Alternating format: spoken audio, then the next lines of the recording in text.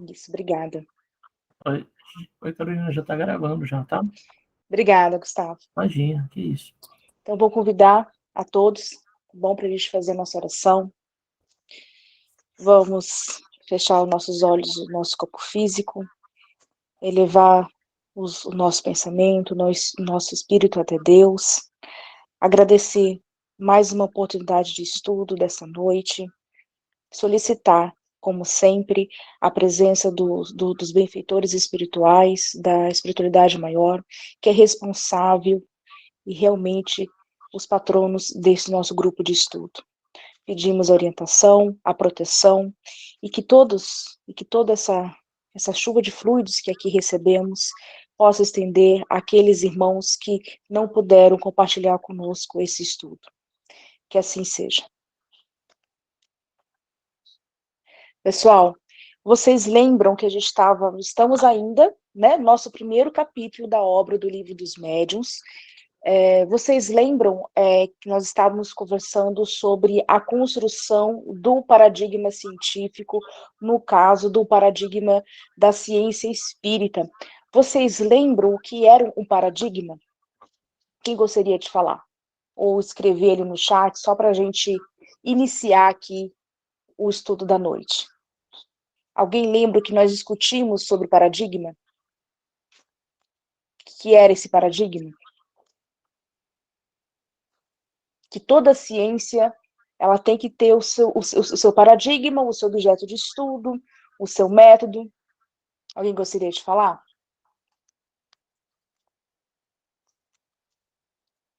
O paradigma é um conjunto, né? Ele é um conjunto que vai reunir todos esses critérios. Oi? Acho que alguém está com o áudio aberto, né? Esse que estavam falando. Então vamos voltar. Então, paradigma é todo o conjunto de critérios, de método, de objeto de estudo, ou seja, quando eu construo uma ciência, eu tenho que construir, antes de tudo, esse paradigma. Eu tenho que partir de algumas leis específicas, eu tenho que ter um objeto certo de estudo, eu tenho que ter critérios que vão avaliar esse fenômeno que é o meu objeto de estudo, ou seja, todos esses critérios, esses valores, esses métodos, a gente reuniu tudo em uma palavra só e chamamos de paradigma. E vimos, né, há 2 semanas atrás, que a ciência espírita, ela reúne esses elementos. Ou seja, então eu posso realmente frisar que temos uma ciência espírita, não só uma filosofia, não só um espiritualismo científico, mas podemos chamar, sim, de ciência. E como todo paradigma, não só da ciência espírita, mas de todas as ciências, elas precisam resolver um problema.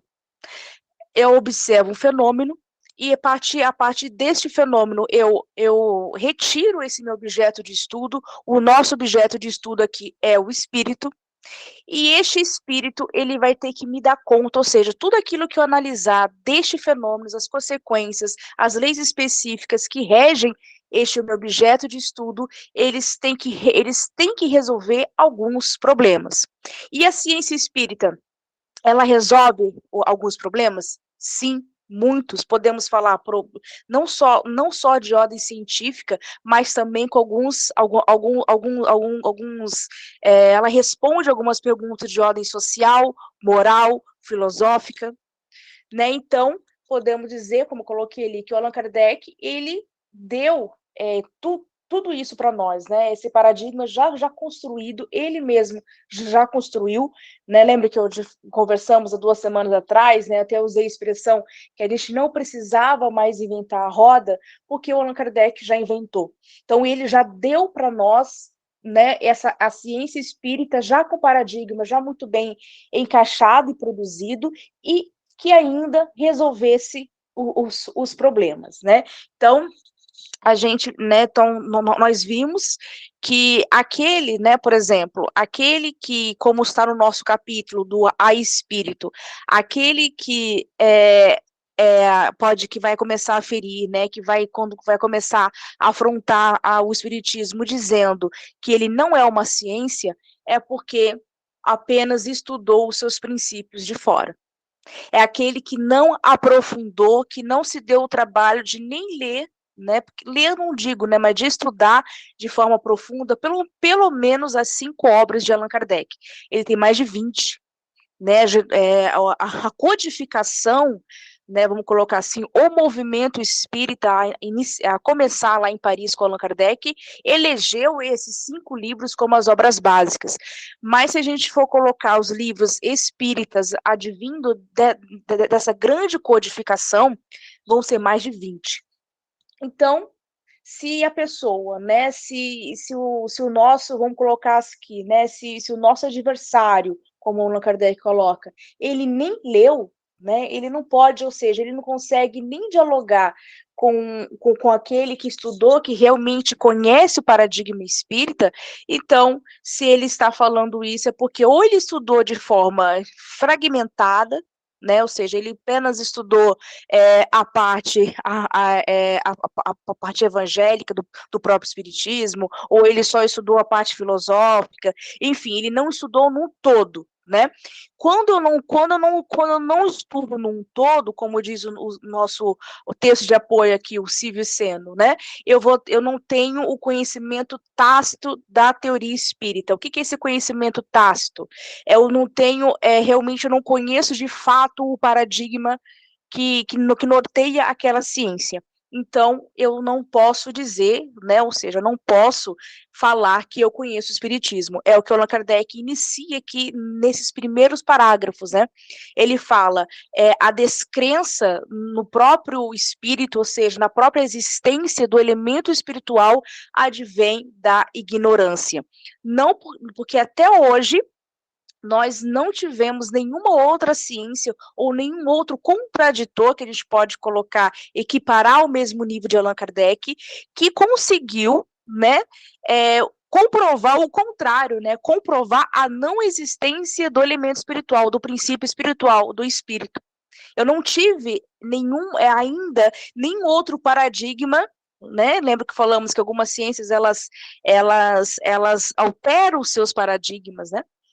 Ainda não tivemos no meio espírita nenhum autor, né, capaz de derrubar, vamos colocar assim, quando eu falo Allan Kardec, né, como eu sempre digo, eu estou falando da codificação espírita, né, representado aqui pelo codinome, pelo nome Allan Kardec, não só pelo nosso professor Rivaio, tá bom? Então não teve ninguém ainda, por mais inteligente, por mais evoluído que seja, que conseguiu combater, né, esse grande princípio, vamos colocar assim, esse grande objeto de estudo que é o espírito. Então, nós ainda não tivemos essa, como a ciência fala, né, a gente não teve essa revolução ainda. E podemos estender, né, apesar de termos, após Allan Kardec, todos esses grandes autores que eu coloquei aqui, né, podemos falar o Leon Denis, o Camille Flammarion, o Gabriel Delany, o Alexandre Delany, antes, né, o pai do Gabriel Delany, aqui no Brasil, né, André Luiz, Ivone, ou seja, todos esses autores, sejam eles encarnados e desencarnados, eu não posso dizer, né, esses autores, esses que deram continuidade, né, eu não posso dizer que apesar de encontrarmos, né, como já falamos até em estudos anteriores, algumas contradições ou até alguns pontos de vista diferentes, né, lembra que comparamos o André Luiz e o Allan Kardec, por exemplo, né, de forma de estudo, isso sem desmerecer esses dois grandes autores. Tem algumas diferenças, às vezes algum uso de terminologias diferentes, mas eu não posso dizer que esses autores, apesar dessas pequeninas diferenças, né, ou até mesmo de modificar o movimento espírita, lembra? Allan Kardec gostava da própria vocação, né, já veio Bezerra de Menezes, já veio André Luiz e outros autores falam, olha, a evocação não, tem que tomar cuidado. Lembra que falamos sobre essas pequenas diferenças? Essas pequenas diferenças, a gente pode dizer, não foram capazes, tá bom, de modificar o objeto de estudo, ou seja, ou melhor dizendo, o paradigma da ciência espírita. E eles nem tinham essa pretensão, pelo contrário, né? Esses autores, encarnados ou desencarnados, né, temos aqui, todos eles vieram complementar, ou seja, contribuir com a ciência espírita e com todas, né, com toda a doutrina espírita como um todo. Então, eu não posso dizer, né, que eles mudaram ou que eles criaram um novo paradigma espírita. Por exemplo, para a gente entender, né? Por exemplo, como tem outras ciências, né? A gente estuda, escuta muito falar sobre o Freud e a psicanálise. A psicanálise, por exemplo, é uma ciência, né? É uma ciência que ela se dividiu em muitas outras psicanálises, podemos colocar assim, né? Temos a de Lacan, de Freud, de Melanie Klein, enfim, muitos outros, né? Só para a gente poder exemplificar. Na física, por exemplo, Newton, Einstein, eles não têm paradigmas diferentes, mas é tudo física. O outro é tudo, vamos colocar assim, tem um objeto de estudo comum, só que de visões diferentes. Eu não posso dizer, aqui no caso, que a gente tem várias ciências espíritas. Né? Por exemplo, a Ivone do Amaral, ela tem uma ciência espírita, o Filomeno de Miranda tem outra ciência espírita, o Leon Denis tem outra ciência espírita. Não, é a mesma ciência espírita, apesar da gente ter algumas discussões e até mesmo algumas tensões em alguns conflitos, né? Com a interpretação de alguns fenômenos espíritas, isso não foi capaz, né, de poder colocar outras correntes, vamos colocar assim, né? E quando a gente diz no movimento espírita de forma alegórica e popular, né, a gente fala assim, tem um espiritismo de outras linhas. Está errado esse termo, né? Aqui em grupo de estudo a gente pode falar. Porque quem criou a palavra espiritismo foi o Allan Kardec, né? Então, só ele pode, né, esse termo, né, é um termo próprio da ciência espírita. É que no movimento espírita, né, no movimento espírita, isso é até uma construção social, pelo menos aqui no nosso país, a gente fala, né, espiritismo de outras linhas, né, até para darem créditos, né? Isso é uma questão histórica. Se a gente fosse dar o nosso movimento espírita do Brasil, por exemplo, para que eu pudesse, mesmo se eu fosse um bandista, né, hoje, graças a Deus, a gente respeita todas as outras formas de expressar, né, a nossa vivência, mas antigamente não. Então, antigamente, mesmo com toda a hostilidade que o espiritismo já vivia antes e ainda vive, era muito mais aceitável quando, se eu fosse o bandista, abrisse um centro de umbanda, vamos colocar assim, né? Eu colocava assim, centro espírita fulaninho de tal, né? Mas a prática dentro desse centro espírita não era o que o Allan Kardec nos coloca. Né? Então, uma questão social só para eu conseguir abrir ali a minha casinha e a minha porta. Então, antigamente, né, o nosso movimento espírita se construiu assim, mas se a gente for pensar de forma de estudo, tá? De forma de estudo, eu não posso me aprimorar, das palavras. As palavras foram criadas, elas teoricamente, elas têm um dono de forma teórica aqui. Né? Então, Allan Kardec que criou essa palavra, a gente pode ver isso, né? Ele mesmo diz isso acho que no terceiro ou no segundo parágrafo do texto introdutório do Livro dos Espíritos. Né? Então, ele mesmo, vamos criar essa palavra, ele queria criar um termo, né? Como nós já vimos isso em estudos anteriores. Então, eu não posso, né? Então, eu só tenho um espiritismo, né, que primeiro, né, teve como o ponto de partida o Allan Kardec, né, o Allan Kardec representando todo, né, o espírito de verdade e assim por diante. E depois esses autores, né, esses espíritos que encarnaram com a missão de ser o quê? Os seus sucessores. Alguma pergunta, algum comentário até então, pessoal? Que vocês gostariam de fazer?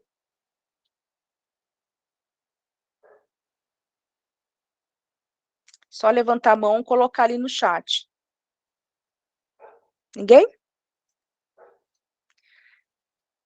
Então, Então, vamos continuar aqui com a nossa construção do nosso paradigma espírita.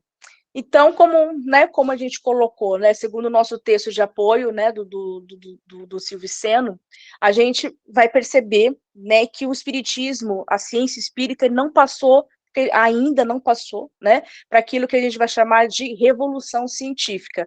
Lembra que nós temos 3 fases, né, para poder construir um paradigma. Eu tenho a fase pré-pragmática, que é aquela fase que eu estou estudando, eu tenho várias opiniões ou vários sistemas, como Allan Kardec coloca, o meu objeto de estudo ainda não está muito bem desenhado e definido, e a gente está o quê? Em observação, colhendo ainda dados. Eu não tenho paradigma ainda. Toda ciência começou assim, né? Como já falamos de forma mais acentuada em outros estudos.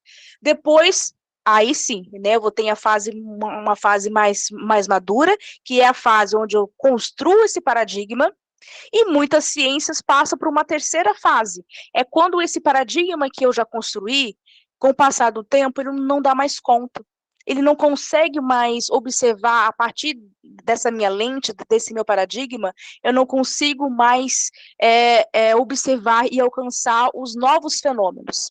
Então, eu vou ter o quê? Eu preciso de um novo paradigma. Para que eu possa mudar esse paradigma, eu tenho que fazer aquilo que a gente chama de revolução científica. Né? Usamos até o exemplo do Newton para Einstein. Né? O paradigma de Newton não poderia explicar as observações de Einstein, e assim por diante. Ou seja, a física passou, né, e passa, né, constantemente. As outras ciências, elas passam, o espiritismo ainda não, né? A própria história colocou que o espiritismo ainda nós não tivemos nenhum outro Allan Kardec, vamos colocar assim, uma nova revolução, ou seja, né, uma nova codificação para poder mudar, né? E por que uma ciência muda, né? Uma das primeiras coisas, né, é quando esse meu ponto de partida, essa minha lente ou meu paradigma, ele apresenta defeitos, né, como eu coloquei ali, ele acumula anomalias. O que isso quer dizer? Ele não me serve mais, né, da forma como foi, ou seja, da forma como ele foi posto e construído, né, a partir do momento que eu vou adquirindo, né, vai vindo novos adeptos e cientistas que estudam aquela ciência, eles vão descobrindo, né, lógico que sem tirar o mérito de quem veio antes, eles vão descobrindo que há falhas, há defeitos. Opa, o camarada lá de antes, ele não observou isso aqui. Né? Ou seja, ele não levou em conta isso aqui. E hoje este tipo de pesquisa, este tipo de fenômeno se mostra importante. Então, ou seja, esse meu paradigma vai ficando defeituoso, ele vai apresentando anomalias. Até então, isso não aconteceu com a ciência espírita. Ainda não aconteceu. Não tem, apesar de termos muitas tentativas obscuras, né, vamos colocar assim, ou até mesmo ignorantes, como nas próprias palavras de Allan Kardec, porque nesses primeiros textos, quem leu já vai ver que ele é bem irônico, né? Dá a entender que ele está assim, gente, vamos ler primeiro, depois você discute. Ou seja, teve outras, né? Até hoje. Hoje é muito comum, hoje qualquer um pode sentar, né, escrever um livro, igual aquela pessoa que abriu o centro espírita para qualquer prática, colocava centro espírita fulaninho de tal.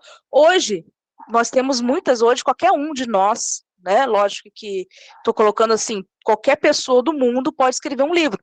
Eu posso escrever um livro, né, falando sobre práticas mediúnicas, e tentar inventar ali um jeito da gente fazer uma mesa mediúnica. Eu posso fazer isso. E muitos fizeram. E alguns até mesmo contrários ao Allan Kardec. E eles se mostraram na mesma altura, vamos colocar assim, eles se mostraram capazes de confrontar o paradigma espírita de Allan Kardec? Não. Até então, nenhum. Tá? Até então, a gente vamos colocar assim, textos sérios, pesquisas sérias. Até então, ninguém conseguiu ainda comprovar primeiro, mostrar que o sistema espírita, né, ele apresenta anomalias. Primeiro que a gente não consegue comprovar o contrário, como eu disse no início, né? Que o espírito não existe. Então, eu não consigo nem combater primeiro no meu objeto de estudo. Depois, a gente ainda não conseguiu construir um método e um critério para poder apontar alguma anomalia do método que o Allan Kardec nos coloca, que ele nos promete ali, como nós estudamos desde a folha de rosto, da obra aqui em estudo, a gente não conseguiu encontrar nenhum desses processos, nenhuma anomalia. Pelo contrário, né, conseguimos comprovar que se a gente não seguir esse guia aqui, como ele coloca, né, para os médios e evocadores, nós vamos incorrer realmente em muitos daqueles erros que o próprio Allan Kardec ele já nos coloca, ele preocupou em trazer exemplos e a teoria de todos os males e perigos que poderíamos incorrer, né? Então, até hoje, né, até hoje a gente pode falar, né, que a ciência espírita ela não passou para essa terceira fase que as outras ciências já passaram, que seria mudar a sua visão, ou seja, vamos mudar os nossos critérios, vamos mudar a nossa forma de pensar o nosso objeto de estudo. É diferente, pessoal, que né, vocês podem falar, é diferente do movimento espírita, tá? Não estou falando da prática, da nossa prática, do movimento espírita. O movimento espírita, sim, ele sofre, né? Ele sofre alterações e ele advém, né? Ele é influenciado pela nossa cultura, pela cultura de cada, né? De cada povo, de cada país. O tempo em que o espiritismo, qual foi a época que o espiritismo ganhou campo ali, né? No país e assim por diante. Tudo isso influencia na construção do movimento espírita. Aqui eu estou falando da doutrina espírita, tá bom? Ou seja, vendo qual é o nosso objeto de estudo, vendo qual é o nosso método, né? Quais são as pesquisas que a gente pode fazer através a partir do nosso paradigma espírita e assim por diante, tá? Então, ou seja, tudo isso aqui, independente de onde eu estiver, se eu estiver no movimento espírita do Brasil, da França, de Portugal, não importa, tá? A interpretação vai ter que ser a mesma, tá bom? Alguma pergunta, pessoal?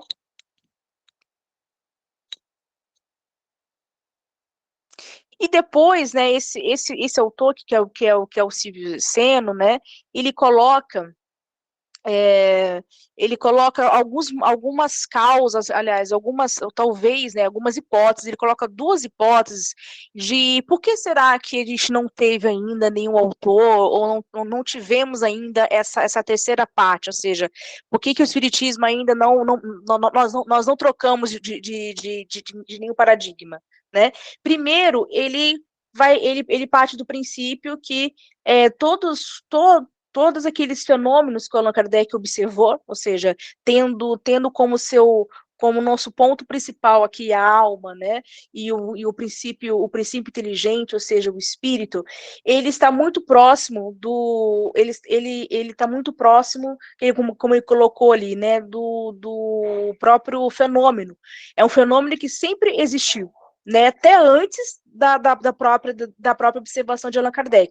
O Allan Kardec que elevou esse fenômeno ao nível científico, mas eu encontro esse fenômeno, ou seja, eu modificar esse fenômeno, eu modificar também a existência do próprio elemento espiritual. Então, como o elemento espiritual ele é algo que existe, ou seja, é o meu ponto de partida, ou seja, não tenho como mudar ou anular a sua própria existência, então dificilmente o espírito vai ser abandonado. Né, dificilmente o espírito vai deixar de ser objeto de estudo da própria ciência espírita.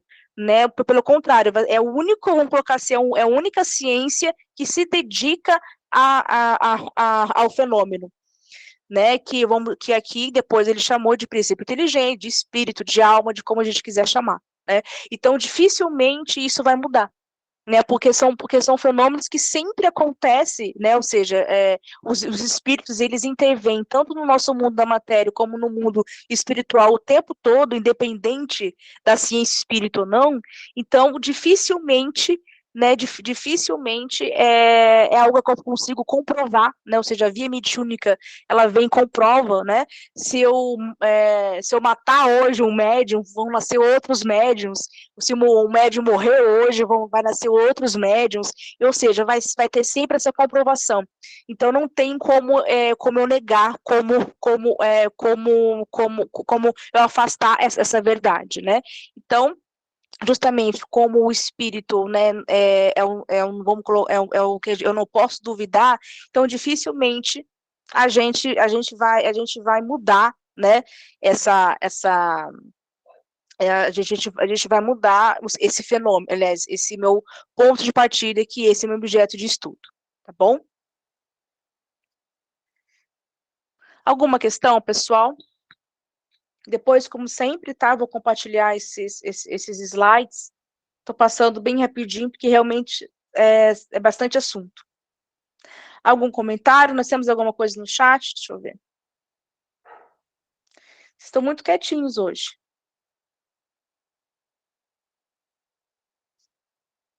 Pode falar. Pode falar, Carlos. Só abrir o áudio. Ah, tá. Desculpa. Só uma questão. Na questão da metodologia, nós vemos em alguns livros que eles vão de uma maneira não só, não é contra, mas vão de uma maneira diferente daquela que é falada e explicada, né? E mencionada pelo Kardec nos seus livros de instruções, né? Inclusive das reuniões mediúnicas e tudo, até os cuidados, né? Às vezes são negligenciados na hora de uma reunião de desobsessão, por exemplo. E isso é o que às vezes coloca as pessoas em descrenças, né? Porque no que é falado por quem, vamos falar, por quem fez a codificação da doutrina, não é respeitado por aqueles que se dizem seguidores da doutrina, né? Isso é uma coisa assim que, na verdade, o que falta é uma falta de realmente que eu consigo entender isso como uma falta de estrutura daqueles que estão fazendo parte da casa espírita, né? Não sei se você tem algum conhecimento nessa área, mas eu já ouvi várias histórias sobre isso e já vi várias coisas sobre isso também. Entendi. Você quer dizer que o movimento espírita, né, ao fazer a prática mediúnica, ao realizar a prática mediúnica, em muitos casos a gente não segue as mesmas orientações que o Allan Kardec postulou, que ele escreveu, isso? Sim, sim. É um dos grandes problemas, né? É um dos grandes problemas. Tanto, um dos nossos grandes objetivos, né, com o nosso grupo de estudo, como um todo, agora nós estamos estudando o livro dos médios, mas qual a nossa proposta? É estudar todo, né, todas as obras, né, se Deus nos der vida, né, ainda aqui nessa existência, quem sabe a gente consegue estudar até as 20 obras, Dona Kardec, então mais de 20. O que acontece, né, Carlos, o que eu percebo, muitas pessoas fazem aquele curso, faz o curso ED, depois faz alguns anos de alguns cursos mediúnicos, e elas se engessam, né? É uma das grandes críticas que a gente pode fazer. Os médios, né, não só os médios, todos os trabalhadores como um todo, né, muitos eles se engessam e não estudam. Tanto quando o livro dos médios fez 150 anos, né, a FEB até lançou alguns seminários para falar exatamente sobre essas questões. Como a prática mediúnica, que o movimento espírita do Brasil, em especial, que a gente mal seguia o que o próprio Allan Kardec nos coloca. Então, assim, é uma grande crítica, da qual eu compartilho, eu concordo, né? Para mim deveria reformular tudo, né, não de todos os grupos, e seguir com uma pureza maior ao que o Allan Kardec nos coloca, né? Só que isso é uma busca, né? Só que isso é uma busca, e eu acredito, como o Allan Kardec coloca aqui, pelo menos é a minha interpretação, a gente só vai conseguir fazer essa alteração com o estudo.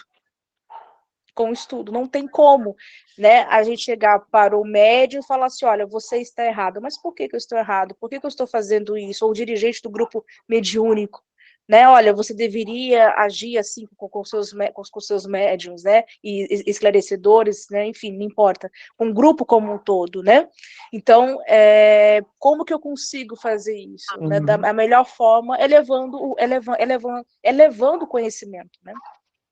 Tem muitas pessoas que, quando vão fazer o curso, né, acham que 2 anos de curso mediúnico é muito pouco. É muito pouco. Deveria ser 5 anos, né, e depois ir para a prática, né. Só que a gente tem a demanda que o movimento espírita nos coloca de que é de formação de trabalhadores. Então, né, o que os centros como os todos, seguindo o que a federação nos coloca, a formação de médios e de trabalhadores em série, né, que muitos deles vão estudar ou não, né, aí fica muito, então a gente tem grupos que funcionam mais fiéis ao que o Allan Kardec nos coloca, outros grupos nem tanto, então a busca pela auxiliaridade de trabalho, né, e de pureza, como eu falei, com os livros, é o grande desafio, né, mas estamos na evolução, né. Eu entendo assim, que seria mais um trabalho de formação de coordenadores, né? Porque, na verdade, tem pessoas que realmente, assim, teve uma menina numa casa espírita que ela estava, assim, muito perturbada com as manifestações que ela estava tendo. E o coordenador não dava conta de orientá-la, né? E quando ela chegou até no nosso lar, que ela começou a ter, aí ela teve assim um alinhamento com aquilo que fez bem a ela, né? E ali, na verdade, isso que foi para mim foi a comprovação de que a, vamos falar que a teoria do Kardec, né, que não foi só teoria, foi tudo, né, que o Kardec fez, ali que eu vi que foi uma comprovação de que é uma metodologia que ela priva não só pelo, pelo, pelo conhecimento do mundo espiritual, mas também pelo seu trabalho em relação aos médiums, né? De que realmente esse é o caminho que leva a gente, leva nós médiums, nós seres, né, espíritos encarnados, que nos leva a um conhecimento onde nós temos uma certa, vamos falar, uma certa segurança, né, para o trabalho também, porque tem pessoas que começam achando que, né, achando que a metodologia é muito engessada, é muito travada em cima daquilo, e cria uma metodologia dele que é mais para satisfação de ego, na verdade, do que para desenvolvimento realmente do que é do que é realmente a doutrina. E aí que acaba vindo os problemas, e aí acaba gerando vários tipos de problemas, né? Eu citei um exemplo dessa menina Exatamente. porque esse caso me deixou muito apreensivo ali, realmente, não com relação à doutrina, mas com relação a como ela está sendo aplicada por nós, né? A Sim. falta de conhecimento nosso. A falta de Vamos começar. conhecimento é muito grande ainda, né? Então,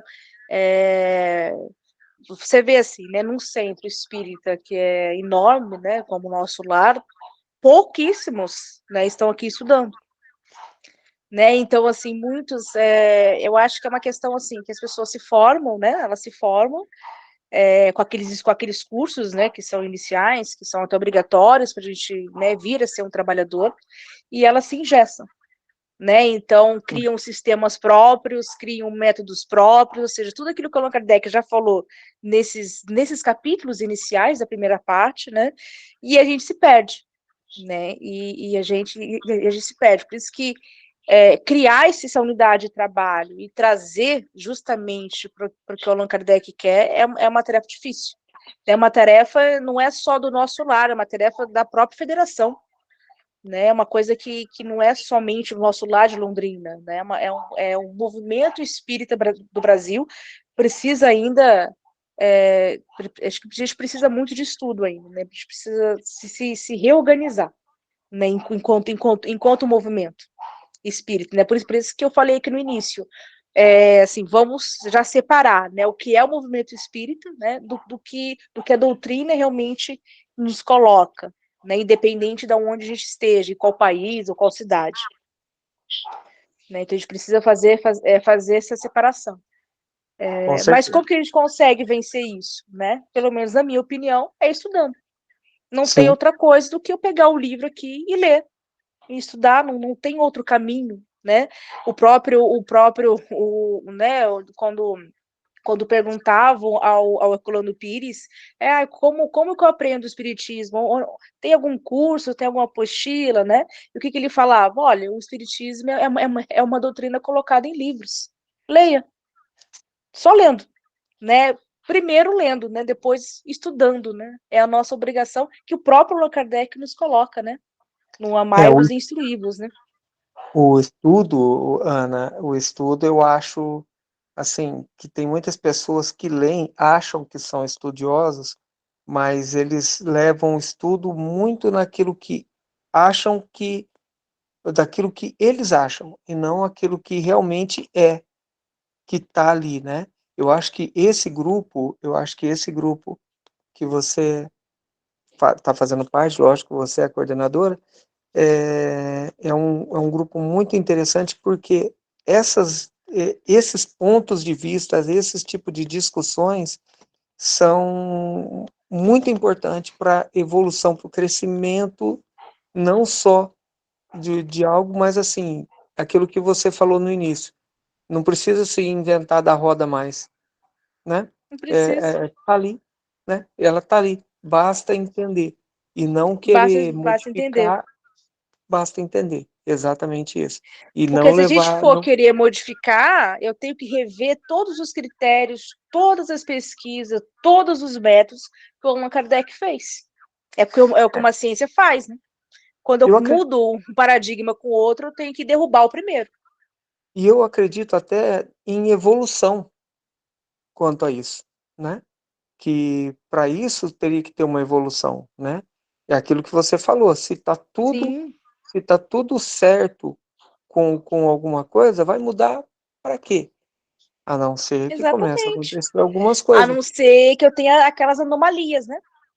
Que eu Sim, identifique alguns erros, aí sim eu mudo. Até então, né, a gente não está conseguindo nem aplicar realmente o paradigma direito, né? Você for pensar como movimento espírita.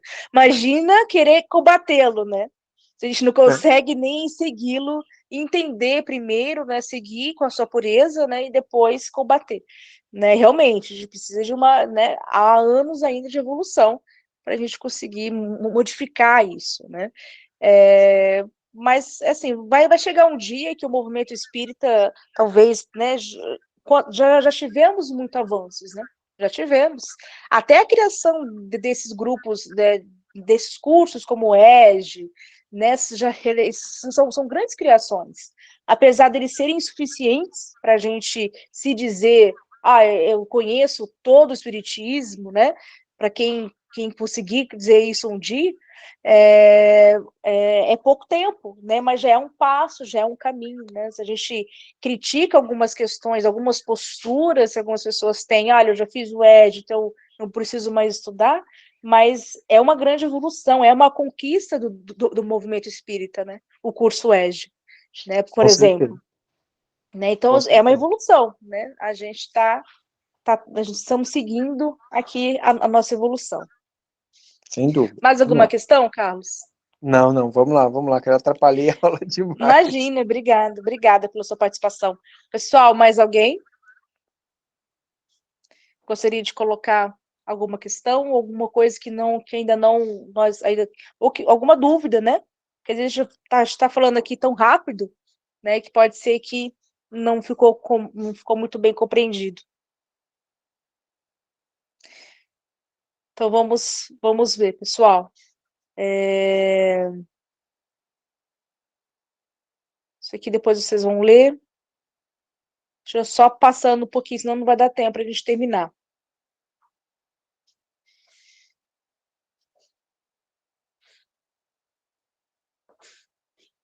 Aqui a gente falando, né, que dificilmente, né, a existência e a sobrevivência do próprio espírito, que foi o grande, né, se vamos colocar assim, como um dos grandes objetivos do método de Allan Kardec, foi comprovar, né, a própria existência e sobrevivência do espírito em confronto com aqueles outros sistemas, né, que diziam, por exemplo, que era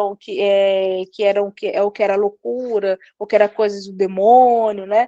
Lembra que o Allan Kardec falou daqueles sistemas? Ainda vamos falar, né? Mas aquele estudo que tivemos, que eu fiz aquela revisão desses capítulos iniciais, né?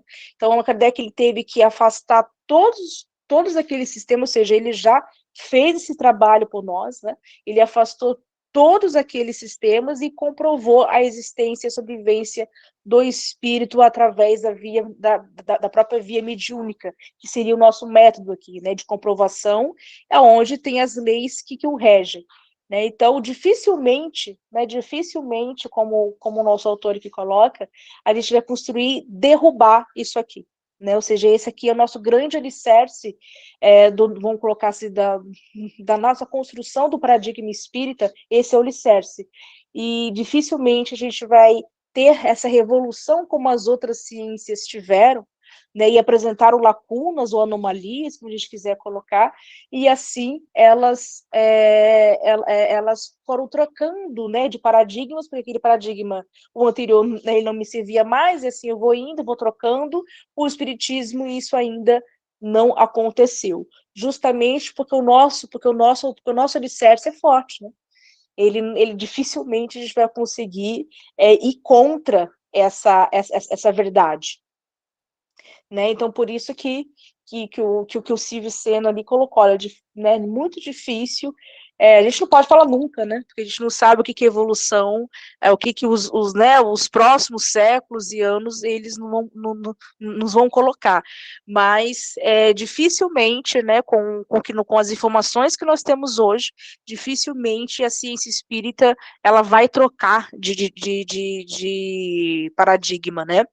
Até porque, né, como vimos antes, né, vamos agora poder investigar Deus, né, a gente poderia se perguntar, Deus não pode ser investigado de forma científica, né, eu não posso apreender Deus, né, lembra que o próprio, está ali no próprio livro dos Espíritos, né, nós temos uma compreensão quase que mínima sobre essa causa primária, né? Nós temos a gente pode conhecer Deus através de alguns atributos que que a nossa razão consegue aferir, mas eu não posso aprender este conceito e deste conceito fazer ciência, né? Então a gente pode, né, não posso ter uma cientificidade de Deus, eu posso ter, né, uma teodiceia, como a gente colocou, uma construção de pensamento, de filosofia sobre Deus, mas eu não posso fazer ciência sobre Deus. Então, nos restou, então, sobre o Espírito eu consigo, né? O Espírito eu consigo, através da própria via mediúnica, comprovar que o Espírito existe, eu consigo me comunicar, eu consigo construir, né, alguns conhecimentos e critérios através da própria investigação do fenômeno espírito, diferentemente de Deus, né? E os outros princípios que a gente poderia pensar, né, se a gente fosse mudar o nosso objeto de estudo, a gente vai ver que todos eles, né, todos os outros princípios espíritas, eles se ligam a Deus, se ligam ao espírito, né? Então eles são apenas consequências de estudo, de análise desse fenômeno. né? Então, por exemplo, se a gente for estudar qualquer fenômeno espírita, qualquer fenômeno mediúnico, perdão, né? Ou fenômeno espírita, seja ele inteligente, seja ele físico, todos vão, se a gente for buscar a causa desses dois fenômenos, não importa se é inteligente ou se ele é manifestação física, vai ser quem vai estar por trás de todos esses fenômenos? O espírito. Né? Então, não importa qual fenômeno espírita, qual fenômeno mediúnico que eu estou estudando. Né? Se eu estou estudando somente os médios de efeito físico, só estou estudando os médios os videntes, né? Estou estudando sonambúlicos, estou estudando, não importa o tipo de médios que eu vá estudar, não importa qual categoria que eu vá estudar. Todos vão ter o mesmo elemento principal, o espírito. Né? Então, dificilmente a gente vai, né, nós vamos, né, como nossos autores aqui estão dizendo, dificilmente nós vamos mudar, né, vamos colocar assim, a ciência espírita vai mudar o seu paradigma.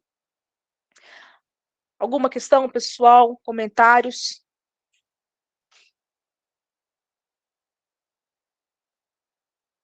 Então a gente vai para frente.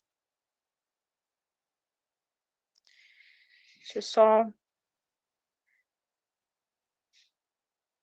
Aqui, né, eu trouxe essa frase do Victor Hugo, né, uma frase através da via mediúnica, né, que a gente obteve do Victor Hugo, que está no livro do Leon Denis, né, que é o que ele diz aqui, né, que a gente pode pensar, né, evitar o fenômeno espírita, né, é deixar de prestar-lhe atenção que ele tem direito, é faltar com que se deve à verdade. Ou seja, né, aquilo que o Allan Kardec colocou, aqueles né, que ele começa, né, os capítulos iniciais, né, desse próprio primeiro capítulo aqui, né, os capítulos iniciais, não, os parágrafos iniciais, né, os parágrafos iniciais, que a gente pode ver, colocar, teve o cuidado até de numerar os parágrafos, né, 1, 2, 3, né, então a gente pode colocar aqui no nosso parágrafo 1, né, e o 2, onde ele vai falar assim, olha, se vocês duvidam, aquele que duvida do próprio fenômeno espírita ou do próprio espírito, se realmente existem espíritos, né, até o título é meio irônico, ele vai dizer assim, é porque não prestou atenção, né, porque se prestasse atenção, nós não poderia, a gente não teria como, de forma racional, né, o nosso bom senso nos diz que não tem como a gente duvidar da existência do espírito. Não tem como. Né? Então, se aquele que ainda duvida, né, ou aquele que ainda quer criar sistemas dentro de sistemas, né, fazendo, ou seja, é aquele que, mesmo partindo do fenômeno, né, mas tem outra interpretação que não seja a interpretação espírita, é aquele, segundo Allan Kardec, vamos colocar assim, segundo o espiritismo, é aquele que não observou direito, ou se observou de forma fragmentada, né? Não foi ao todo, ou, né, não teve aquele conhecimento tácito, né, como diz o Silvio Seno, da própria ciência espírita. Então, não tem como, né? Nesse primeiro capítulo aqui, né, ele retoma praticamente, né, ele retoma as partes iniciais do livro dos Espíritos, lembrando que o livro dos médiuns, né, ele lembra desde a contracapa, ele coloca, né, além de tudo aquilo, né, ligado ao fenômeno mediúnico, à faculdade mediúnica, é também um livro de continuação do livro dos Espíritos. Então, ele retoma, né, o livro dos Espíritos, ele nos apresenta o elemento espiritual, ele nos apresenta o espírito, né, e nos traz até a própria definição, né, o que é o espírito? É o princípio inteligente da criação. Então, ele, logicamente, ele não vai retomar exatamente com as mesmas palavras que ele falou lá no livro dos Espíritos. Ele já parte do princípio que nós já lemos e já estudamos a primeira obra, mas ele retoma, né, a definição e vai mergulhando um pouquinho mais sobre o que é esse espírito. Agora, o espírito aqui colocado realmente como nosso objeto de estudo da ciência espírita, né? E o Allan Kardec, ele coloca até mesmo aqui no final, né? Se um dia, né, ele fala assim, olha, prova o contrário, né? Tenta provar o contrário, a não existência desses fenômenos espíritas. Se aquele comprovar o contrário, né, aí a gente muda. Aí realmente a gente segue as outras ciências, né? Que é o que é a frase que a gente mais gosta, né? Que a gente escuta em estudos, escutamos em palestras, né? Quando Allan Kardec fala, olha, quando a ciência comprovar o contrário, qualquer coisa que o espiritismo disser, vamos seguir a ciência. Só que a gente tem que tomar cuidado, né? Porque essa frase, ela dita fora do contexto do texto que ela está inserida, né? Ela, dependendo de como a gente escuta, dependendo de como a gente passa para o nosso ouvinte, a gente retira a autoridade da própria ciência espírita ou do espiritismo, né? Porque dá a entender que qualquer outra ciência, se ela disser um ponto diferente que o espiritismo pensa, então a outra ciência tem mais autoridade, eu vou seguir com a outra ciência. Não, não é assim. Ou como o nosso colega, o Carlos, agora acabou de falar, né? Às vezes temos a impressão daquele que está ensinando o espiritismo ou daquele que está passando alguma informação, ele pega a opinião dele e junto com, né, ele mescla, né, a opinião dele que convém, né, e coloca uma roupinha espírita, né? Allan Kardec ele falou isso. A gente deve perguntar onde Allan Kardec falou isso, em qual contexto, em qual obra, em qual parágrafo. A gente deve perguntar isso, né? Porque a gente tem que tomar muito cuidado. Lembra quando Allan Kardec falou, olha, vamos ter o bom senso, não vamos aceitar tudo que o outro diz, não importa se esse outro é encarnado ou desencarnado. Né? Temos, ou seja, que ter o bom senso e ir a fundo para a gente discutir, ver a informação que aquele outro está nos passando. Né? Da mesma forma, né, que a gente tem que tomar muito cuidado, que a gente pode já ouvir palestras, já ouvir aulas, né, onde retirou a autoridade, palestras espíritas, né, parece o contrassenso, né, eles retiram a autoridade do próprio espiritismo e coloca, né, porque segundo a psicologia, porque segundo a medicina, primeiro que para eu conseguir falar em nome de outras ciências, eu tenho que conhecer, lembra o conhecimento tácito? Eu tenho que ter um conhecimento muito grandioso, né? Se eu não for da área da física, da medicina, eu tenho que tomar muito cuidado do que eu vou falar, né? Tenho que tomar muito cuidado, eu tenho que falar daquilo que eu conheço, daquilo que eu tive oportunidade, pelo menos nessa vida, de conhecer. Aí sim, né, eu posso traçar um diálogo entre, como a gente fala, entre essas duas ciências de fronteiras, né? Então a gente pode escutar, a gente tem que tomar muito cuidado com isso, muito cuidado com isso, né? Porque eu já ouvi essa mesma frase que todo mundo gosta, olha, aquilo que a ciência falar, qual ciência? Ela partiu de qual objeto de estudo? Qual é o paradigma que essa ciência estuda? Será que ela estudou todos os fenômenos espíritas? Todos. A gente vê pelo sumário, lembra que nós estudamos o sumário, a quantidade de fenômenos espíritas, seja eles físicos ou intelectuais? Quantos? Será que todas as ciências espíritas eles se debruçaram no mesmo fenômeno? Da mesma forma? E revisaram todo esse paradigma que o Allan Kardec ele construiu? É fácil eu ir contra, ou como o Allan Kardec colocou, é fácil chamar de maravilhoso ou de sobrenatural, né? Porque se é outra ciência, né, a gente dá mais autoridade até para outra ciência. Se a outra ciência disso, eu vou seguir. Né? Então, qual é o contexto que o Allan Kardec disse isso? Ele falou o seguinte, quando vier uma outra, ou seja, quando a gente tiver uma nova mudança de paradigma, se essa nova mudança, né, responder melhor, resolver melhor os nossos problemas, e ela realmente mostrar que há alguma anomalia aqui, aí sim a gente segue com outro paradigma. Não que a gente tem que dar autoridade para as outras ciências. Agora, uma coisa né, se eu tiver o conhecimento das duas ciências, eu conseguir traçar um diálogo, seja uma palestra, seja num texto acadêmico, seja num livro, isso é bem-vindo. O Allan Kardec, inclusive, fazia muito isso, né? Agora, é diferente de eu te retirar toda, né, a autoridade que o próprio Allan Kardec construiu, né? A gente só tem um trabalho, como diz Herculano Pires, de ler os livros, né? A gente retira a autoridade e coloca as outras ciências só, né? em um pedestal maior. Então, a gente tem que ter muito cuidado com isso. Alguma questão, pessoal? Vocês estão muito quietinhos hoje? Já está em clima de férias, já? De recesso? Cansaço? Logo na segunda-feira? Pode falar, Carlos. Ana, eu não sei, na verdade, se eu li ou se em conversa com ali dentro no nosso lar foi falado, não sei se isso tem em alguma obra do Kardec que já me garantiria mais alguma coisa.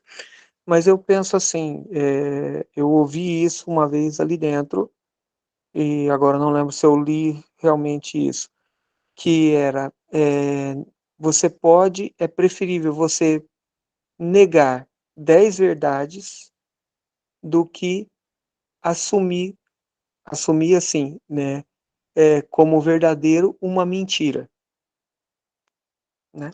A questão era essa, era você não assumir uma mentira como verdade para nesses estudos que a gente vê, que a gente que eu levo sempre assim o medo da nossa própria vaidade de fazer com que aquilo se ajuste ao que nós queremos e não do que aquilo que realmente é. Que é fácil para a gente cair nessa, né? É muito fácil. Eu vejo pelo menos dessa forma, né? E Sim. eu penso que realmente essa é uma das grandes dificuldades que nós espíritas temos de entender realmente o que é que isso nos traz, né? O que é essa nova nova forma de entender, né? O que isso realmente traz para nós, que não traz aquilo que a gente quer, mas aquilo que realmente nós somos. Sim. Somos imperfeitos, né? Todos nós, né? Então, se não posso falar isso porque nós não estaríamos aqui, né, no mesmo plano. Mas com certeza a gente, como eu falo, né? A gente tem que sempre discutir quando a gente discute uma palestra ou quando a gente está lá no EG ou qualquer grupo de estudo, né? Não que eu vou discutir com o palestrante, mas né? O palestrante falou alguma coisa, né? Eu vou atrás de forma pessoal, né? Eu mesmo vou atrás, vou estudar, vou pesquisar, ou eu posso, no final da palestra, por exemplo, perguntar, olha, qual a referência que você usou, né? Lógico que todos nós que estamos ali, né, partimos do princípio que a gente está com boa vontade, né? E algumas pessoas têm mais estudo, outras pessoas não têm, né? Todos nós temos compreensões e aptidões de forma diferente, diferenciadas, né? Então a gente tem que levar isso em conta, né? Que estamos em um grupo onde todos nós somos diferentes, né? E tentar tirar o proveito disso, né? Que um aprende com o outro, um tem uma facilidade, uma coisa com a outra. Então, é uma coisa que a gente tem que ver para um lado bom também. Agora, tem essa questão que você falou, né? Que, por isso que eu falo, vamos tomar muito cuidado, né? Quando o outro fala pelo espiritismo ou qualquer outra fonte, né, de conhecimento, a gente tem que ver, será que a pessoa ela está dominando o assunto? Qual foi a bibliografia que ela usou, né? Então a gente tem que sempre analisar isso e questionar isso, né? E em grupo de estudo fica mais fácil termos esse espaço para isso, né? Diferente de numa palestra, né? Que a gente não pode dar constranger ali o palestrante, né? Com essa, mas a gente tem obrigação de ir atrás, né? E agora, sobre essa primeira parte que você falou, né, que é preferível, às vezes, a gente abandonar 10 verdades do que aceitar uma mentira, né, uma falsidade, é um fato, né? A gente escuta muito isso. O próprio Allan Kardec fala sobre essa questão quando ele vai falar da importância da gente analisar as comunicações mediúnicas. Né? Então ele fala, por exemplo, no próprio Livro dos Médiuns, ele fala, olha, não vamos aceitar tudo como verdade. O próprio encarnado, o grupo mediúnico, né, seja de médium, seja de evocadores, seja, não importa os componentes, os nomes das funções que eles recebam, eles têm a obrigação, não só moral, mas técnica mesmo, tá, de avaliar todas essas comunicações. Né? Ou seja, não importa se quem assinou está ali, né, Sócrates, não importa quem assinou, foi ali São Paulo, não importa o nome, né? O Kardec fala, às vezes não é nem o nome que é importante, o importante é o conteúdo da mensagem, né? Não importa se o espírito assinou como Sócrates, como Pedrinho, como Joãozinho, Maria, não importa, né? Então ele fala muito bem isso, ele realmente é um guia, o Livro dos Médiuns, né? Ele coloca, olha, tem que ser feito assim, assim, assim, assim, né? Porque senão, se a gente for aceitar tudo como uma verdade, ou vou aceitar só aquilo que me convém, ou vou aceitar só a comunicação daquele espírito que pensa como eu, é fácil. Né? Então a gente tem que ter essa humildade e, ao mesmo tempo, temos que ser imparcial. Né? A gente tem que ser, não é porque um espírito assinou ali como um mentor, né? Ou com um nome famoso, que a gente vai aceitar aquela verdade. E isso também é um problema do nosso movimento espírita como um todo, né? Por exemplo, tem uma autora, que acho que eu já até comentei aqui no grupo de estudo, que é a Dora Encontre.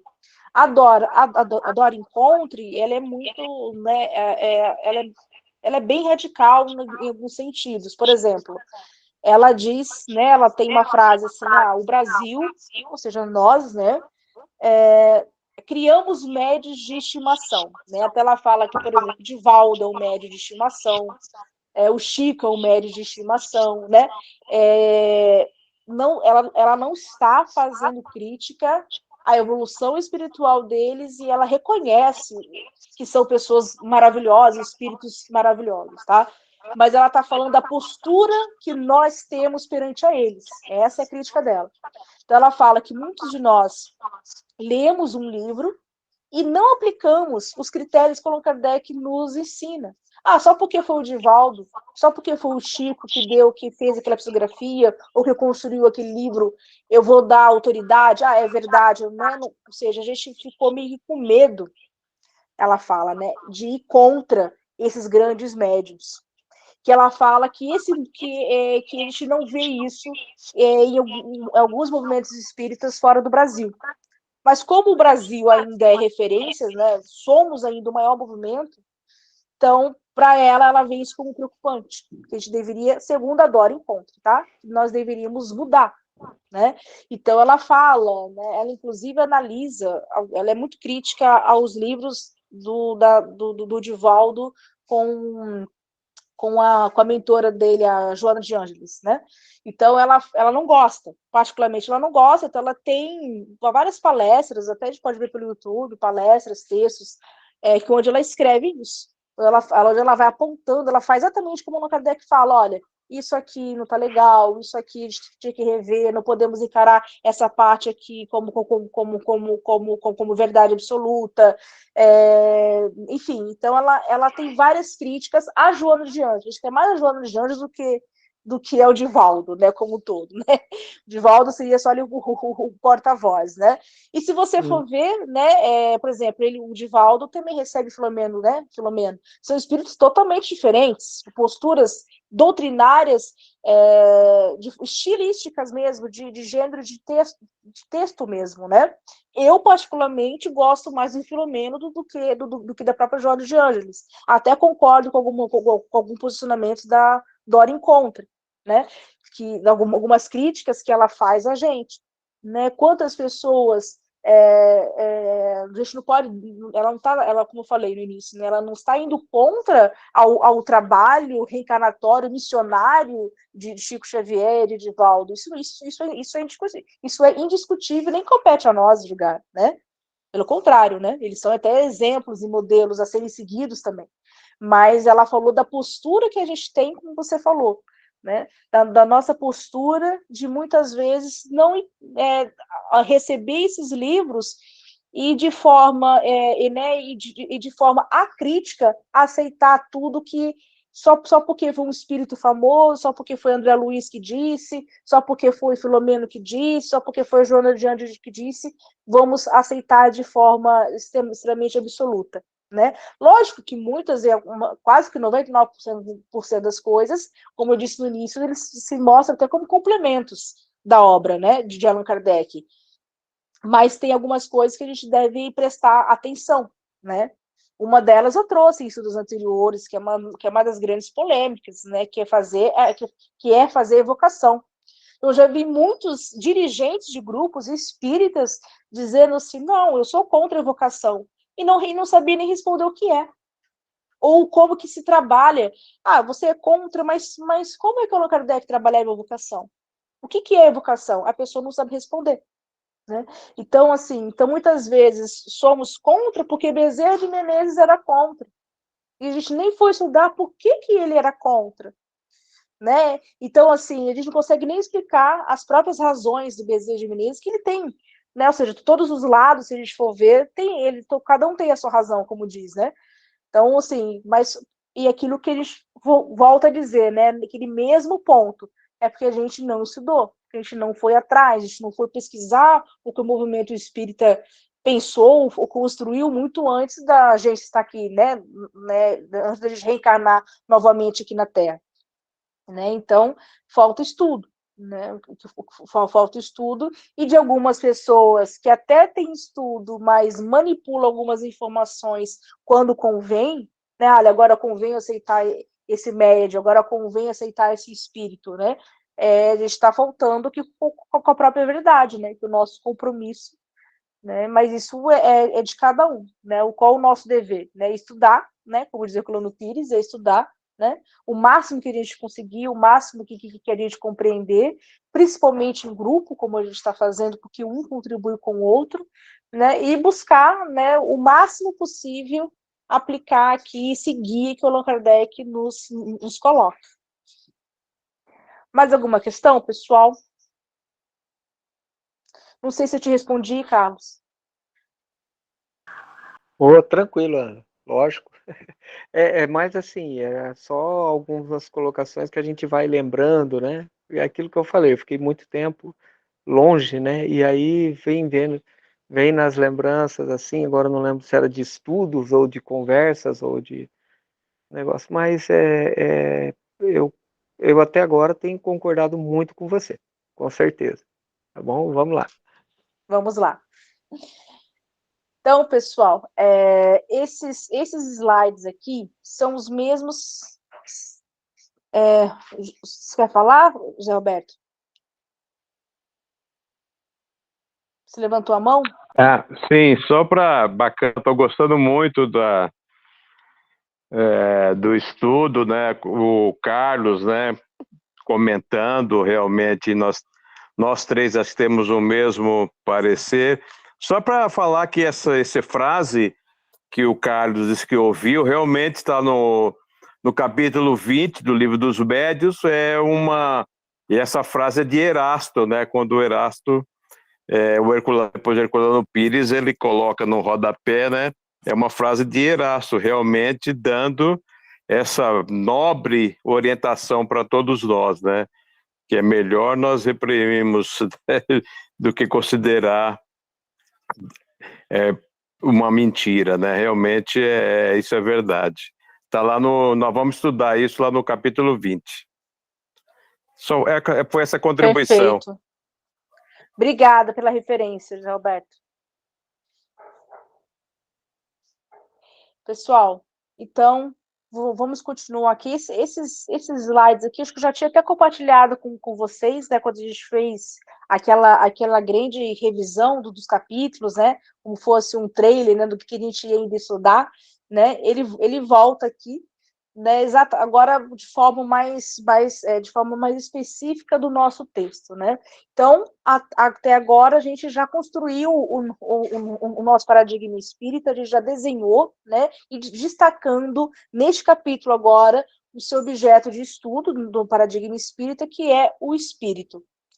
Né? Então, como Allan Kardec ele coloca ali, né? Quem duvida, né, desse objeto de estudo, ou seja, dessa verdade, né, que a nossa, ou seja, que a própria experiência, que o próprio fenômeno ali está se apresentando, só não vê quem quer, né? Só não vê quem realmente quer negar, ou porque realmente ou não tem olhos para ver, vamos colocar assim, né? Então,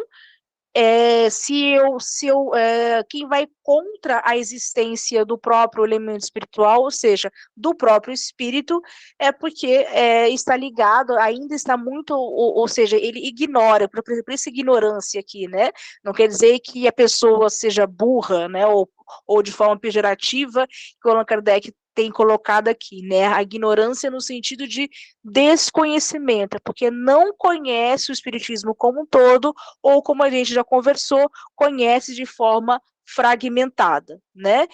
E a partir do momento que você admite a existência do espírito, né, a gente vai conseguir agora ver, vamos começar a desenhar um pouquinho mais o que seria esse espírito, né? Então, primeiro, ele difere da matéria, né?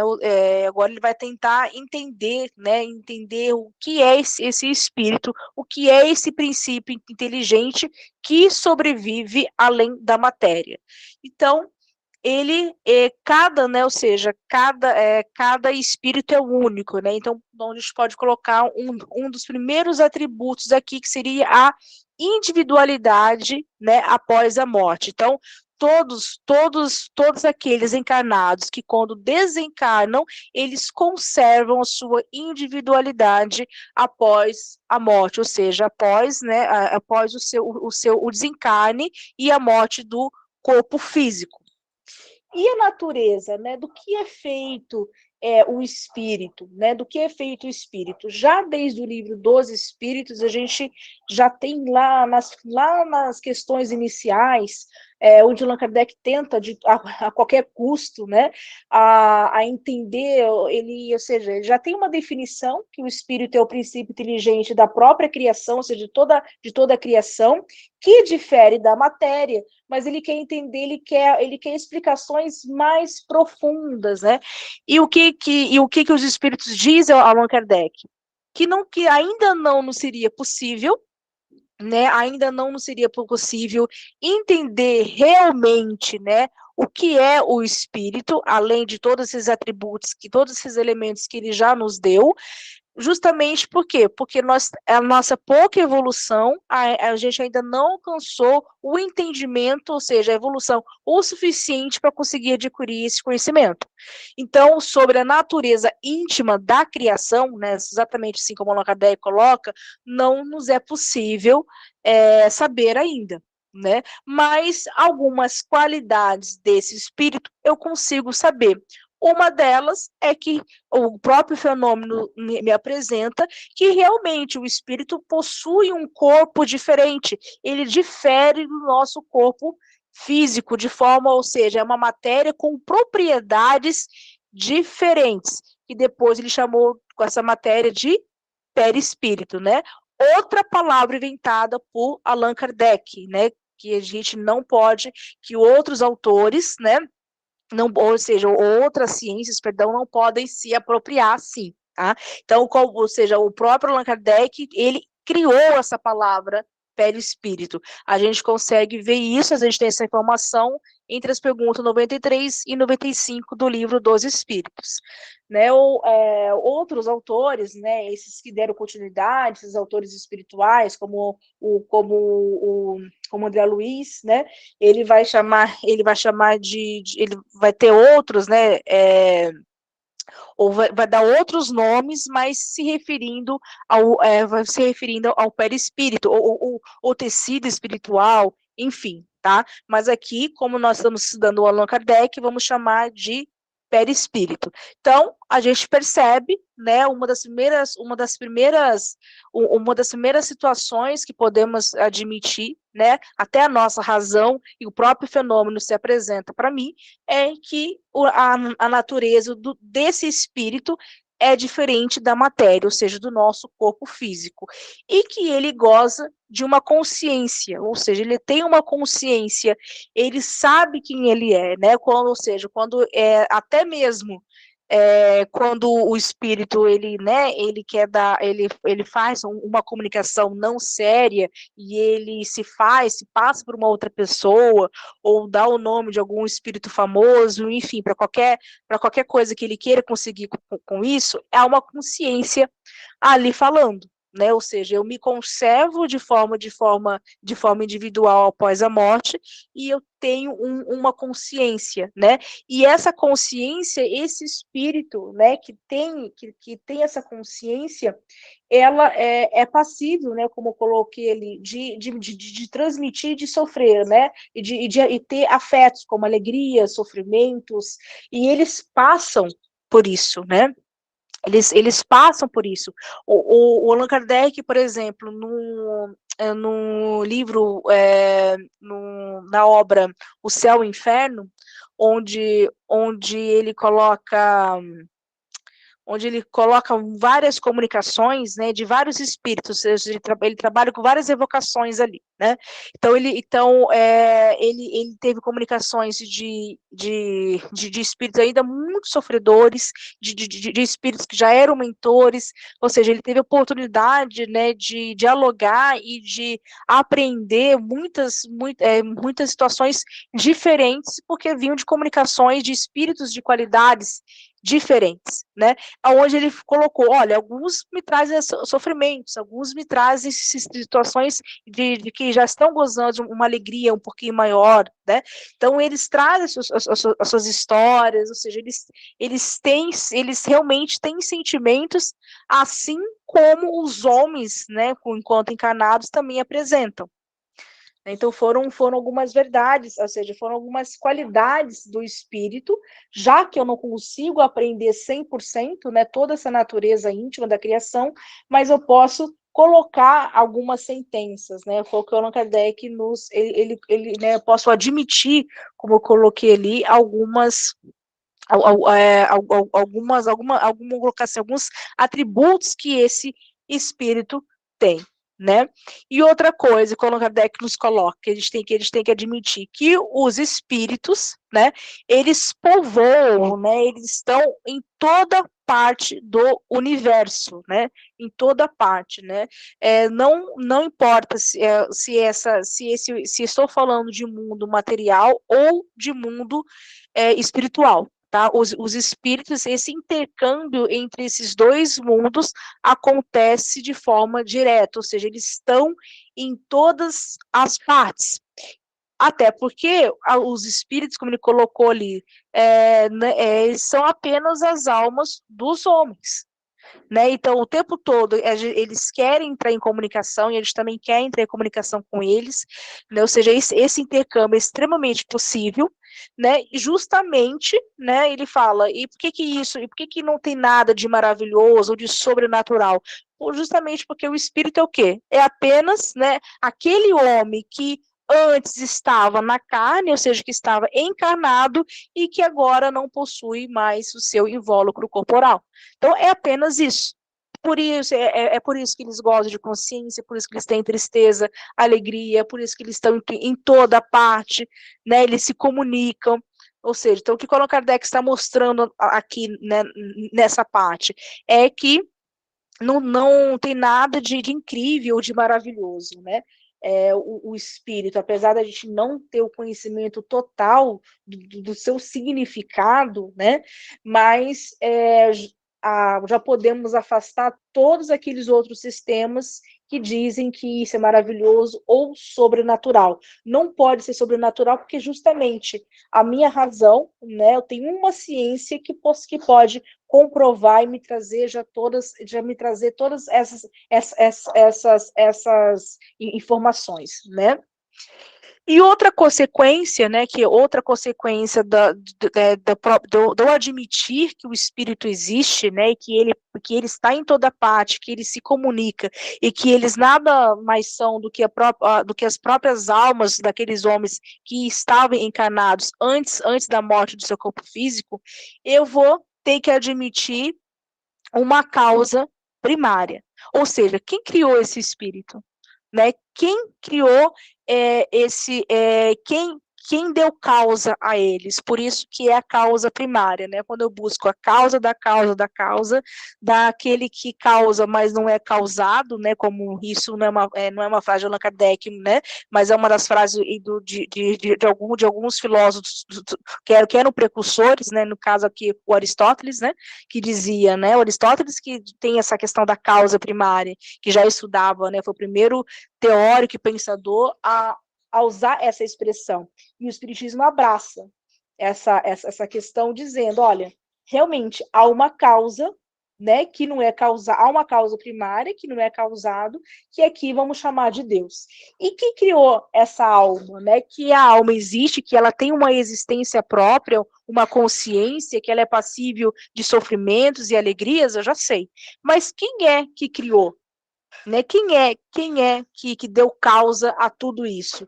Deus. Por isso que Deus, né, é definido pela teodiceia espírita como a causa primária, né? Ou seja, a causa primária de todas as coisas. Né?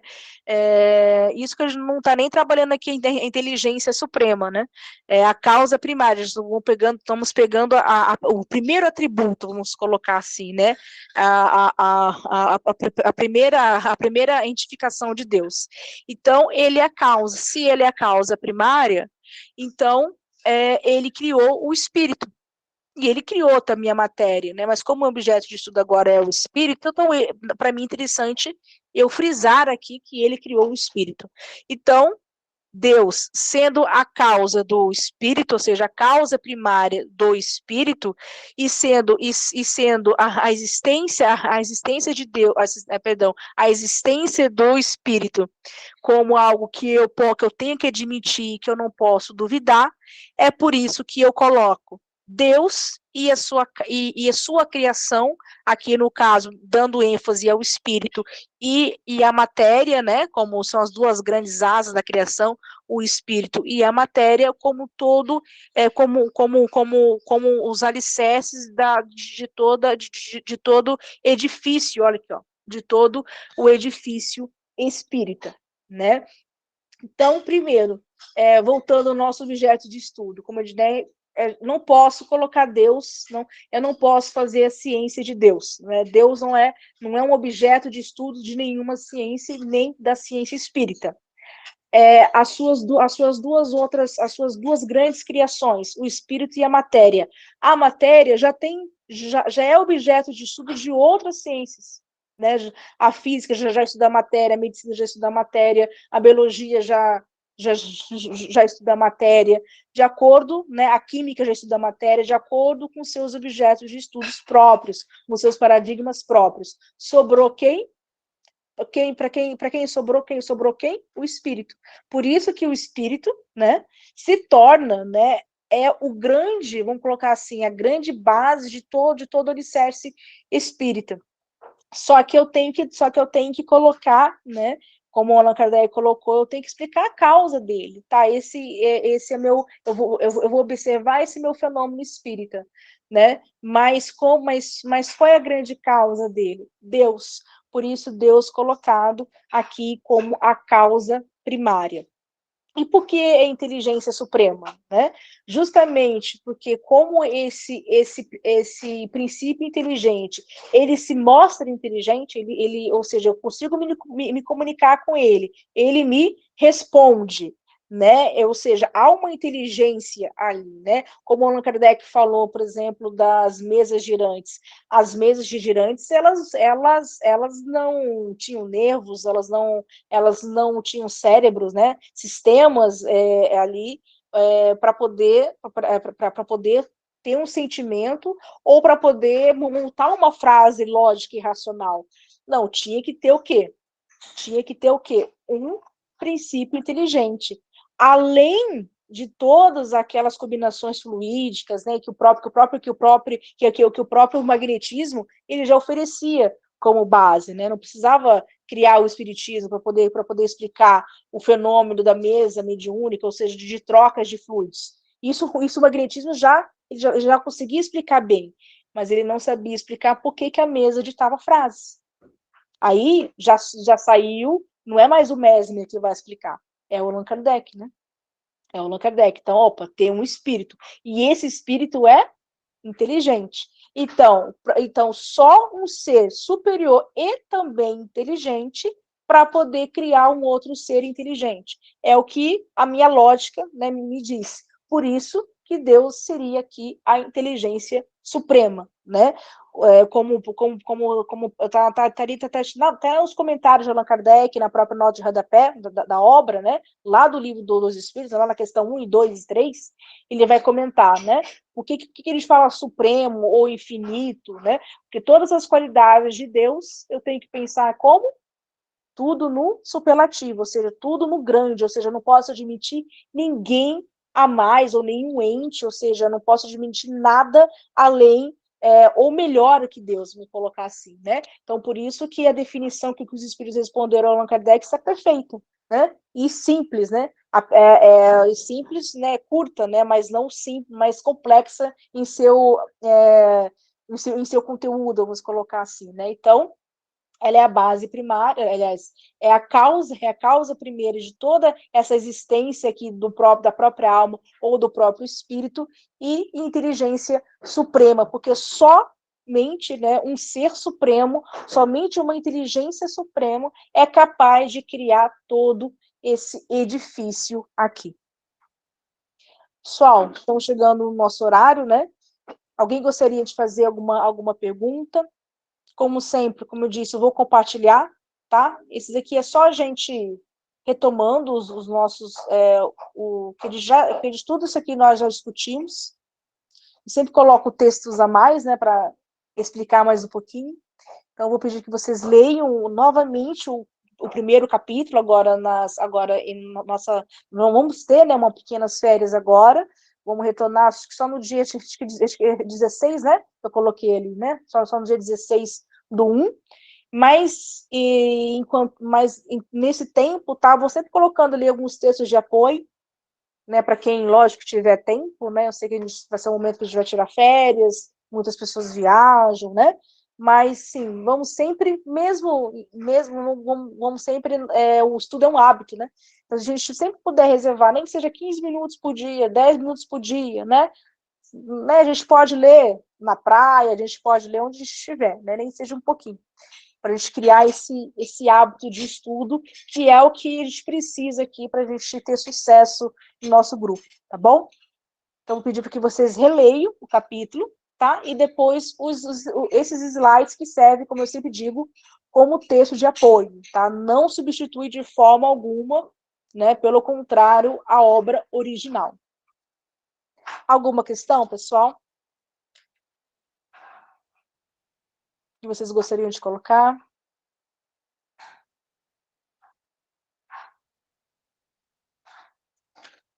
Gostaria de colocar alguma coisa, Roberto? Acho que já foi bastante difundida, acho que o interessante, né?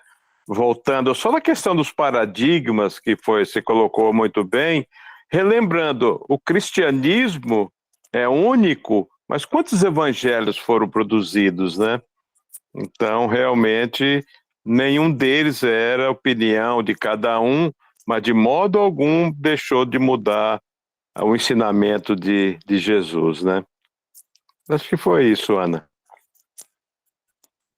Exatamente.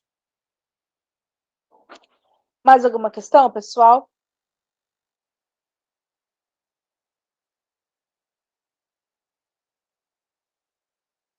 Zé Roberto, você faz para a gente a nossa oração final, então, se ninguém mais tiver questão? Faço sim, Ana. Obrigada. Então, nesses momentos, mantendo a mesma paz, a mesma tranquilidade, a mesma harmonia, vamos agradecer, como devemos fazer sempre. A Deus, nosso Criador, pela vida, nosso mestre, querido irmão Jesus, pelos maravilhosos ensinamentos que trouxe até nós. Agradecer ao nosso anjo protetor, né? Esse irmão que nos ajuda muito, que nos intui, que nos esclarece, que nos motiva para que nós possamos alcançar os nossos objetivos. Agradecer essa doutrina maravilhosa que nos faz refletir sobre o significado da vida, nos mostra quais caminhos ou o caminho que devemos seguir.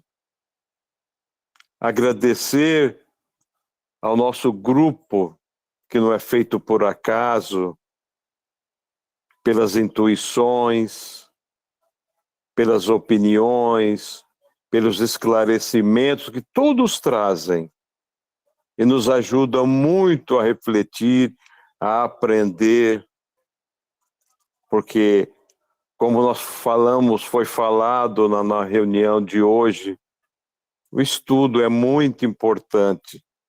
Não devemos personificar a doutrina espírita através das nossas opiniões, dos nossos métodos, nosso sistema.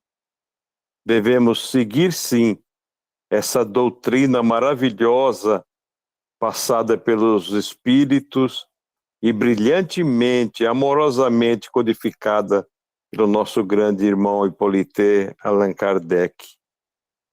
Agradecer por esse ano que tivemos, pelos aprendizados que tivemos, por todas as situações que nós entendemos forem boas ou forem ruins ao nosso entendimento, mas tendo o atributo do nosso Pai como infinitamente bom e justo, tudo o que nos aconteceu é para a nossa evolução, para o nosso aprendizado, nos fará crescer como seres humanos e como espírito. Que nós possamos ter o nosso trabalho, a nossa dedicação nesses próximos anos que virão, porque, como aprendemos com essa doutrina maravilhosa, tudo depende de nós, da nossa fé, do nosso trabalho, da nossa perseverança, da nossa dedicação. Que nós possamos ter tudo isso e continuar aprendendo e com isso nós irmos evoluindo. Agradecer todos por pertencer a esse grupo muito fraterno, de muita harmonia.